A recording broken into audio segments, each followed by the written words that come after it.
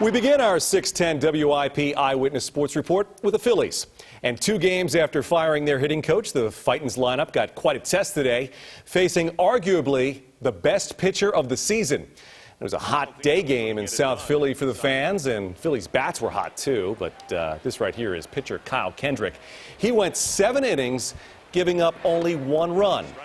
The Phillies batters were facing a pitcher who leads the big leagues with a 15-1 record, but Ryan Howard got things going with the bases loaded in the 3rd against Ubaldo Jimenez.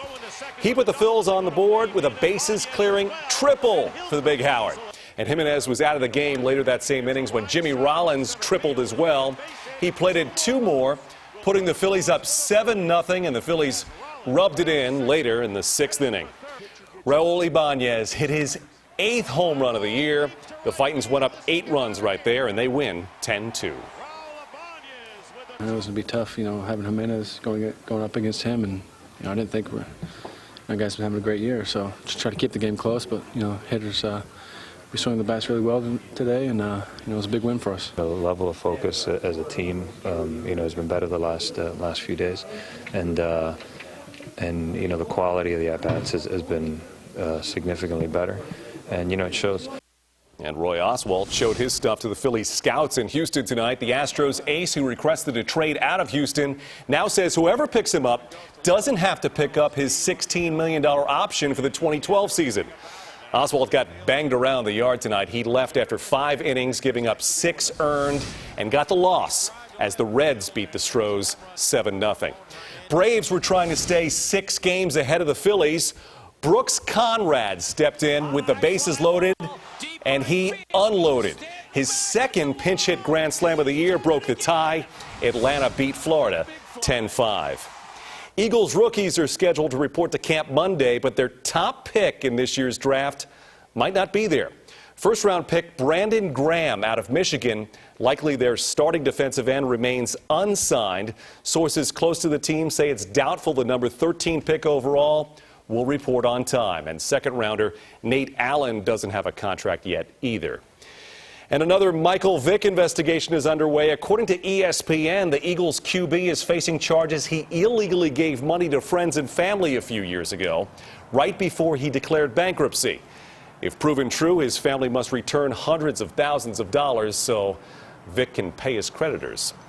And women's pro soccer in Westchester today. The Philadelphia Independent squad got a few players back from their 2-week stint with Team USA, and it made a difference. After losing their only 2 other games this month, the Independents shut out New Jersey 4-0. We'll be right back after this. Major heat waves. Did you say it feels like 100 degrees? Yes. Still 100 outside. After 11 o'clock. Amazing. That one. So much humidity out there right now. Yeah. The AC feels great here, though. Hi, thank goodness we're here. Oh, boy, but if you were out at the Philly Stadium today. Oh, it was hot. Oh, yeah. And the Phillies bats are heating up, too. That's the good news. They faced a test today. Maybe the best pitcher in the league was in South Philadelphia today. The question now is the Phillies' new hitting coach really making a difference? See for yourself. Sports is coming right up.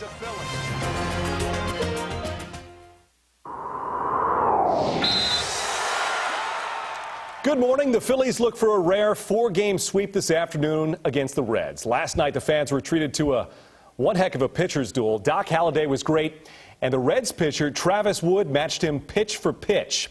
But no rookie hurler has ever thrown a perfect game since 1922. Well, Wood was knocking on history's door last night at the bank. In only the 3rd start of his young career, the 23-year-old dazzled the Philly lineup, retiring every batter for 8 innings. But Roy Halladay was almost as good. Doc pitched 9 shutout innings himself, so Wood learned he would need at least 10 innings to get a perfect game, and that thought might have distracted him as Carlos Ruiz doubled to lead off the 9th in his first game back from the DL. Perfect game was over, but now the game was on the line. The rookie pitcher regained his composure, retiring Jimmy Rollins on this foul pop to the right side right here. Great catch by All-Star Joey Votto. J-Roll had to wait to play hero. In his next at-bat with a runner on, he lashed a liner to right for the 3rd straight game. The Phillies beat the Reds in extra innings, sending the sellout crowd home happy in dramatic fashion again. It shows us how good we can play, and and how if we stay after it and stay on them, that we always got a chance. And that's kind of we've been resilient in the past, and I don't see no reason why we can't be that way, the rest of the season. And if we can pull off a 4-game series sweep here, that would be pretty amazing going into the break. But even if we don't, I think the momentum of these 3 games will keep us playing really well on the other side. And both division teams ahead of the Phillies faced off. Mets hosted the Braves in New York. Atlanta scored 4 runs in the 5th inning off of Mike Pelfrey. And that's all the Braves would need, because New York was 0 for 8 with runners in scoring position. With 7 innings from Tim Hudson, the Braves shut out the Mets 4-0. Phillies Expansion Soccer Club entered the weekend with only 3 wins in a dozen games. But they could take solace in the fact they were still undefeated at home, trying to stay unbeaten at their new stadium. The Union hosted San Jose last night, and things were looking good early when the Union got on top from a goal by Albert Federico Carrero da Silva. That's why they just called him Fred. But hearts were broken in Chester when the Earthquakes scored the winning goal in the first minute of stoppage time. Union fell 2-1. World Cup consolation match in South Africa, Uruguay and Germany. It was tied at 2 until the Germans scored on this corner kick. It turned out to be the game winner as Germany holds on to win 3rd place at this year's World Cup. And a day before the Dutch try to make noise in the World Cup finals, fans in the Netherlands tried to make their own loud noise. They took about 100 of those vuvuzelas to a town in their country, trying to rival that annoying noise from the stadium in South Africa. They're ready now to watch the Dutch take on Spain in the finals this afternoon. That's all for sports. I'm Jamie Smith. Make it a great Sunday. Eyewitness News reporter Jamie Smith is live in Glassboro with details. Jamie? Dave, police set up a sting operation right here at this Glassboro bowling alley today. And it was right here in this parking lot at about noon today where police arrested 50-year-old Horace Dixon. Right after that, they raided his nearby home in Glassboro and found weapons. Lots and lots of weapons. These are just some of the high-powered weapons police spent most of the day carrying out of this house in Glassboro. State police and ATF agents raided the home on West Franklin Road after arresting the 50-year-old homeowner, Horace Dixon, at a local bowling alley. He did ram our SWAT vehicle in an attempt to get away, but he was very quickly subdued. Investigators spent a month and a half on this operation, eventually compelling the homeowner to sell arms to an undercover agent. I can't get into the methods or the tactics that were used to make those purchases, but there were several undercover purchases of weapons. I just figured he was one of them, somebody who would wear tinfoil hats and stuff, and just was crazy and would leave everybody alone, but apparently he also sells firearms. Dixon's neighbors looked on as police suited up to raid the unkept house of a man they describe as a hoarder. People from the area tell us they're actually not surprised at what investigators uncovered right on their street because of impressions of a man who lived here for decades. He seemed like that type of guy. Why? He used to talk about it. He used to talk about the government, how he hated it, stuff like that. Just how Dixon got his hands on these types of assault weapons, including even a rocket launcher, remains in question. State police say firearms from this house were in fact sold to buyers other than undercover agents. And police now want to know who bought those weapons and where Dixon got them in the first place. Police have Mr. Dixon in custody, and he's facing numerous weapons charges. Reporting live tonight in Glassboro, New Jersey, I'm Jamie Smith. Eyewitness News on the CW Philly. Their son is dead. His wife and her young lover are behind bars. Eyewitness News reporter Jamie Smith is live in West Goshen with the story. Jamie. Susan, most family members who spoke with us tonight were too distraught to come on camera. They're making plans now to bury this 33-year-old father who days ago they thought was missing. The worst news a parent could ever hear. Kevin Mengel Sr. described for us his family's torment when police recovered his son Kevin Jr.'s body this past weekend, hidden for more than a week in a shallow grave. We knew, you suspected it in your heart, but you never wanted to believe it, that he was gone. The father of 3 was buried by the same shovel that bludgeoned him to death, allegedly at the hands of his own employee, who was having an affair with his wife. We certainly didn't know his part in it, but we certainly felt Morgan was involved somehow, some way. 34-year-old Morgan Mengel confessed to police Friday that she planned for her 21-year-old lover, Stephen Chappelle, to kill her husband. a murder carried out at the Mengels Westchester landscaping business. I believe that the police are going to make sure that she never sees the light of day again, and the same for him. The victim's family tells me Morgan pulled the wool over their eyes for more than a decade. And even with her murdered husband's body hidden in the woods, Morgan allegedly used Kevin's phone last week to text his parents that he'd run away. As we were getting these text messages, we believed that it was her sending them from his phone. Morgan Mengel tells police she wanted her husband dead so she could live with her young lover. Now they're both behind bars.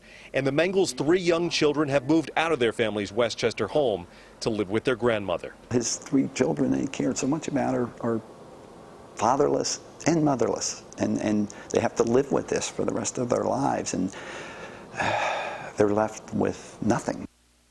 Kevin was killed with no life insurance, so his family is now setting up a trust fund for his 3 kids. CBS3.com has more information about that. If you can help, please take a look. Reporting live tonight from West Goshen, I'm Jamie Smith, CBS 3 Eyewitness News. Jamie, we know people will. Thank you very much. Eyewitness News reporter Jamie Smith is live tonight at one of those dealerships in Lumberton to explain. Jamie. Susan, I want you to take a look at this behind me. If there's any doubt as to what these vehicles are, well, just read the windshields right here. They're clunkers. We got a whole parking lot full of them. None of them have been destroyed because they're going to sit here until the government pays the dealers for them. It's called the Cash for Clunkers program, as you know. Turns out getting clunkers, that's not a problem at all. Getting cash, well, that certainly is. Lucas Chevrolet in Lumberton still advertises Cash for Clunkers in front of the dealership. And out back, the clunkers turned in are piling up, but not the cash promised by Uncle Sam. You start to kind of think, they said they were going to pay you within a certain amount of time, and, what's going on here? Tom Kilroy's dealership accepted more than 40 clunkers, allowing new car buyers to drive away with $150,000 worth of trade-in value that the government promised to reimburse the dealers. So I asked the general manager how much money they've seen from the government since the program started. Up until this point, we've gotten 0. Pennsylvania Congressman and Senate candidate Joe Sestak says the federal government has only reimbursed auto dealers for 2% of claims submitted. In his letter to the White House Sunday, the Democrat wrote, "Failure to address delays with the Cash for Clunkers program will adversely harm auto dealers, undoubtedly forcing many out of business." Dealers must spend hours scanning multiple documents onto the government website, applying these clunkers for federal funds. Many times, applications are rejected. Money for a red truck like this held up by red tape. You got a call, and then you leave your information, contact information, and supposedly they get back to you within 24 hours, but they don't always do that. No. So maybe not enough government workers processing all the claims for all these clunkers. Well, it turns out after we came out here to shoot this story, the White House then came out with an announcement tonight. They said they're going to triple the number of people processing these claims by week's end. Reporting live tonight in Lumberton, New Jersey, I'm Jamie Smith, CBS 3 Eyewitness News. All right, Jamie, thanks a lot. Jamie Smith is live tonight with more on what officials there are doing to find these animals, new homes. Jamie. Hi there, Chris. Well, first of all, a lot of our viewers horrified by this story want to know about the criminal charges against the owner of these dogs. I'm told tonight they're being drawn up right now and are expected within days. So it appears the owner of these dogs might be in some trouble, but the good news is the animals themselves are in trouble no longer. Meet Isabella. Oh, hello.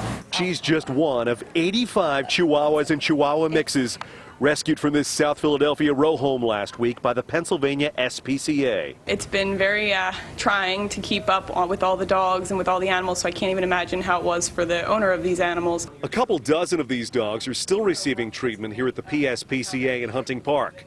The rest, recovered living on floors covered in animal waste inside a now condemned home, have been sent to rehab at animal rescue centers throughout the region. It helps to get these animals out of the shelter and into home environments, that sort of thing, or with a rescue where they're, one of maybe only a few other dogs as opposed to one of dozens and dozens of dogs. Suffering from orthopedic problems, Isabella's in the worst physical shape of the dogs. Found living with a woman in her 50s whom investigators consider a hoarder.